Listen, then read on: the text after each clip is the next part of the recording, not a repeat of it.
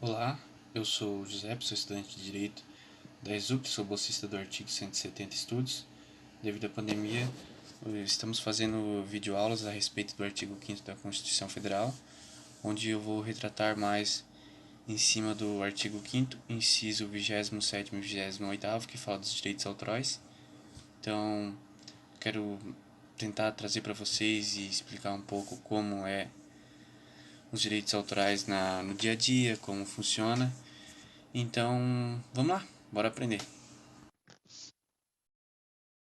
Então, vamos lá. O artigo 5º, inciso 20º, fala que aos autores pertence o direito exclusivo da utilização, da publicação e reprodução de suas obras, transmissível por herdeiros pelo tempo que a lei fixar. Inciso 28º. São assegurados, nos termos da lei, a proteção, as participações individuais em obras coletivas e a reprodução da imagem e voz humana, inclusive nas atividades desportivas. B.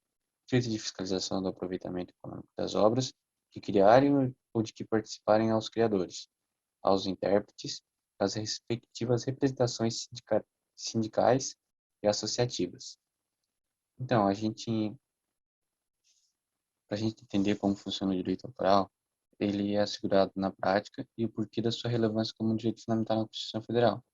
Também é válido lembrar que ele está no artigo 5º, que é uma das partes mais importantes da nossa Constituição, é que nele, onde nesse artigo que são previstos direitos como o objetivo de assegurar uma vida digna, livre e igualitária a todos os cidadãos do país. Nesse vídeo eu quero falar um pouco sobre os direitos autorais, garantidos pelo inciso 27º. Que nele, o direito autoral é uma garantia concedida aos cidadãos pela Constituição Federal de 88 e também pela Lei de Direitos Autorais, que, se eu não me engano, está no número 9.610, de 98. De forma geral, estabelece que é exclusivamente quem criou a obra do direito fazer usufruto da mesma, ou seja, de maneira comercial ou apenas moral. Então, o que diz o inciso 27º? Ele afirma que a ideia apresentada no inciso é de que estabelece os direitos inclusivos do autor da obra. Sendo assim, é dele o direito de escolher e permitir de forma utilizada a utilização que vai ser utilizado, publicação e reprodução de suas obras da forma que melhor lhe agradar. Isso significa que simplesmente que todo criador de uma obra artística, literária ou intelectual tem um direito sobre a sua obra. O fato é que uma obra protegida pelo direito autoral, conforme está escrito em lei, é tida como um trabalho que se originou no espírito de uma pessoa, ou seja, a gente cria a partir de seus conhecimentos, experiências ou sentimentos, depois exteriorizado para o mundo como uma obra, sendo assim nesse sentido pelo fato de que a obra possui um caráter bastante ligado à personalidade de quem criou e quais os direitos autorais são entendidos como direitos fundamentais são previstos na nossa Constituição Federal. Então,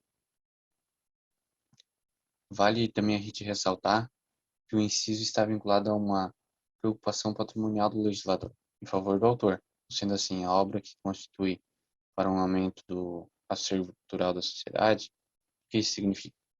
Significa que existe por parte da lei o entendimento de que o autor da obra colaborou com o legado cultural de uma sociedade e, por assim, deve o possuidor do direito, ele no caso, a exploração da sua obra pelo tempo garantido por lei.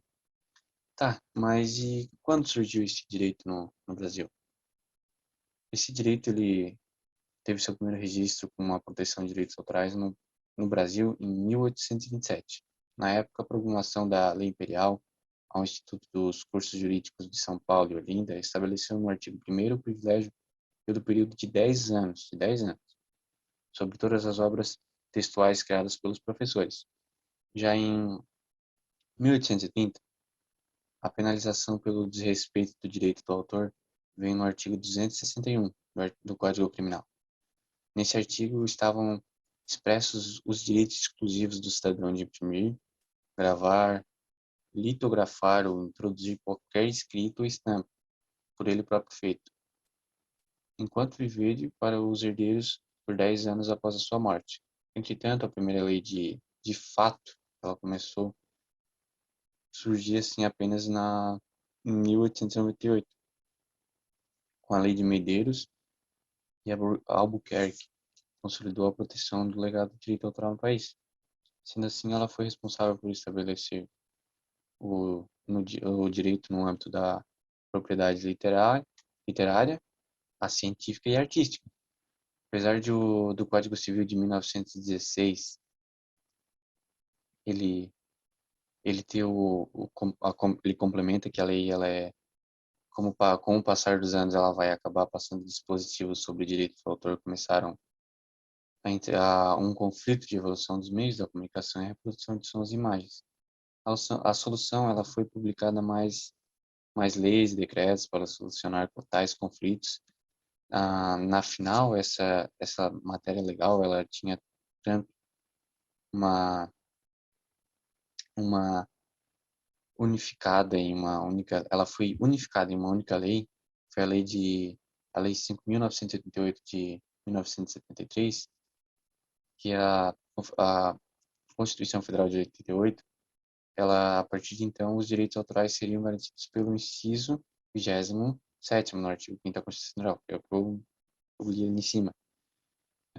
Hoje ele, além de ter essa garantia pelo inciso 27º, o direito autoral é regulado em específico pela Lei de Direitos Autorais, número 9.610, editada em 1998. Apesar de não ser considerada como inovadora no aspecto instrumental para abarcar as necessidades de todos, os novos padrões de sociedade, a modernidade, tudo, ela tá lá. Mas até quando o autor tem direito sobre a sua obra que criou? É uma boa pergunta, sabe? Então, o prazo de uma proteção estende-se do primeiro instante em que o trabalho foi criado ali e, e por toda a vida do autor, ela continua. E depois, ela continua a ser garantida até 70 anos após o seu falecimento, considerando o 1º de janeiro do ano imediato à sua morte, de tal maneira que os herdeiros do autor também estão protegidos pela lei, afinal são eles os responsáveis pela utilização pública e produção da obra durante esse período de 70 anos.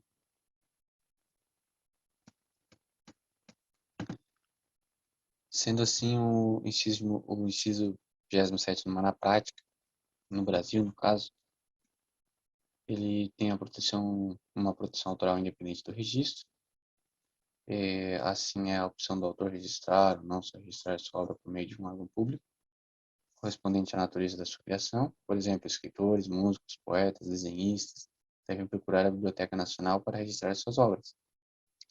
O escritório de direitos autorais, ele é uma unidade administrativa do órgão responsável pelo serviço de registro. Em casos como de programas de computador, também são considerados obras de propriedades intelectuais, tanto a LDA quanto a lei de software possuem um regime diferenciado nessa questão. O ativo protegido, ele em um programa de um computador, é o código-fonte, e o autor deve procurar um Instituto Nacional de Propriedade Industrial para ter o registro. Como os registros do direito autoral não são necessários eles não são necessários para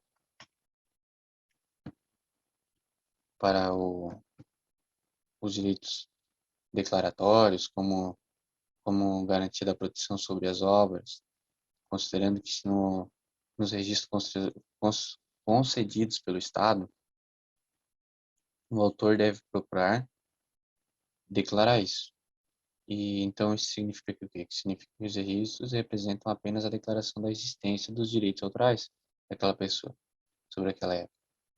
A, a obra, ela por resto do mundo, não sendo juridicamente nos direitos já existentes, sendo assim por outra questão, um pouco mais técnica diz a respeito à dupla consideração dos direitos autorais, já que tradicionalmente os direitos morais são vinculados à personalidade do autor, ou sendo assim, inalienáveis, ou seja, somente o autor tem permissão de alterar ou realizar qualquer modificação à sua obra, enquanto o patrimonial ele diz que a respeito da utilização do controle e a produção, no caso mais econômico da obra, no uso mais econômico da obra, pode ser vinculado aos herdeiros, sendo assim, neste último sentido que eu acabei de falar, do patrimônio, que o direito autoral é tido como um benefício que o Estado concede ao autor de uma obra. Assim, o direito, inclusive, exclusivo de exploração econômica, de poder ser considerado um incentivo em razão do patrimônio cultural, o autor ele acaba inserindo na sociedade isso. Afinal, após o prazo de exclusividade do autor e dos herdeiros, a obra cai em domínio público e pode ser utilizada sem autorização prévia. Também vale a gente lembrar que em questão de direito moral, ainda que o autor tenha falecido e tenha expirado o prazo legal de exclusividade sobre a obra, passado pelo herdeiro e tudo, o direito do autor de ser reconhecido pela sua obra, ele sobrevive a qualquer circunstância. Ou seja, a obra sempre carregará o nome do autor, de certa forma, e a sua personalidade também. Agora vamos também falar do inciso 28º, que ele fala do que eu acabei de citar, da personalidade, e que sempre vai levar o nome dele. O inciso 28º, ele, ele fala que são assegurados nos termos da lei a proteção às participações individuais em obras coletivas e a reprodução de imagem e voz humana, inclusive nas atividades esportivas. Sendo assim, o, o direito de fiscalização do aproveitamento econômico das obras que criarem ou que participarem aos criadores, ao intérprete e às respectivas representações sindicais e associativas. Então, como citado anteriormente, este inciso garante a proteção ao direito autoral e o não uso autorizado de imagem e participações autorais e o uso não autorizado de imagem e voz em participações individuais em obras coletivas. Além disso, possibilitando por meios constitucionais que esse participante fiscalize os ganhos que a obra tem em questão. Sendo assim, o inciso 28º, presente no artigo 5º da Constituição Federal de 1988, é composto por basicamente dois itens relacionados aos direitos autorais da personalidade, que são eles o direito à proteção de que um autor ou colaborador de uma obra coletiva tem de ser reconhecido, sua vigência, inclusive para a utilização da imagem ou voz de um integrante, o direito que o sujeito tem à fiscalização da utilização de sua obra, imagem e voz. Então, sendo assim, uma obra coletiva é um tipo de produção que envolve mais de um sujeito em sua criação. Um bom exemplo seria uma peça de teatro, geralmente ela envolve uma equipe grande de criação e execução. Estão trabalhando em conjunto para que a sua conclusão seja possível, atores, diretores, escritores, etc. Dessa maneira, cada indivíduo que, que participa desse processo de criação deve ter a garantia de proteção aos seus direitos autorais, de imagem e de voz. Para mais um inciso, para o inciso em questão que eu falei, determina também que os sujeitos que participam de produções coletivas têm o direito de fiscalizar a utilização de sua produção, que no caso ali da sua imagem ou sua voz. Mas agora eu pergunto a vocês, qual a importância desse inciso? Também falei um pouco disso lá no outro, qual a importância dele, agora eu vou falar um pouco da importância desse. Como mencionados, é notável a importância da extensão do direito autoral e obras coletivas, representada pelo inciso em questão. Mas, afinal, quais são as colaborações que essa atualização na Constituição provocou? Entre as diversas contribuições que o inciso 28º dispõe, estão o desenvolvimento da inovação e da cultura, controle que o indivíduo passa a ter sobre sua própria imagem e voz. Por fim, o reconhecimento de pessoas que concedem sua participação em alguma produção. Essas vantagens impactam diretamente quem produziu algum conteúdo, mas colaborou também mesmo que indiretamente com quem o consome.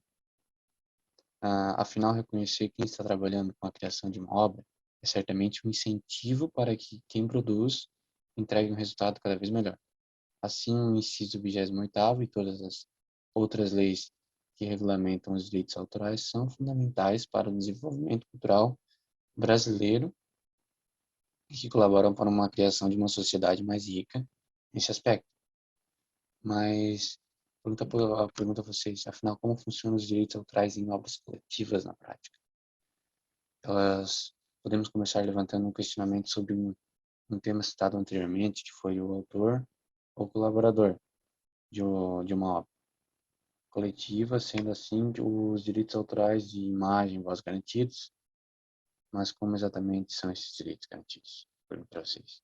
Essa pergunta pode ser respondida por meios de consolidação desse inciso que é feito mediante a Lei dos Direitos Autorais, que eu falei lá em cima, a 9.610, que ela determina que, para que a proteção das participações individuais ocorra, o nome do colaborado deve ser mencionado na obra sempre que esse participe dela. Além disso, um inciso em questão ele busca facilitar a verificação dos lucros recebidos pela possível utilização ilegal de uma obra em que o indivíduo faz parte. Além disso, quando falamos que o direito à imagem, à voz, há também algumas questões que precisam ser consideradas, como a necessidade de obter autorização de fotos, áudios. Esse requisito é criado a partir do Código Civil, nos artigos 11 e 20, qual estabelece que a utilização de imagem e voz de pessoas tem uma proteção assegurada, ainda que a obra seja coletiva. O que a gente conclui? A gente conclui com esse vídeo, essa videoaula, que o direito autoral é uma garantia a todos os cidadãos brasileiros, pelo inciso 27º da Constituição Federal, também pelos direitos de autorias de 1998. Ele representa o direito do autor de escolher e permitir a forma de utilização, publicação e reprodução de suas obras de maneira que melhor desejar. Assim, por meio desse direito que o acervo cultural do nosso país é garantido. Afinal, além de estipular limites ao uso das obras, incentivar autores, produzir a possibilidade da construção de um patrimônio comum ao Brasil, agora sobre o inciso 27º, ao longo do vídeo podemos esclarecer como funcionaram os direitos autorais, da personalidade, a imagem e a voz entre obras coletivas no Brasil, trazendo reconhecimento para os criadores que trabalham em equipe, bem como incentivam a produção artística, científica, científica e literária no nosso país. Então, eu quero agradecer pela atenção de todos. Desculpa aí por qualquer coisa. Muito obrigado. Até a próxima. Valeu!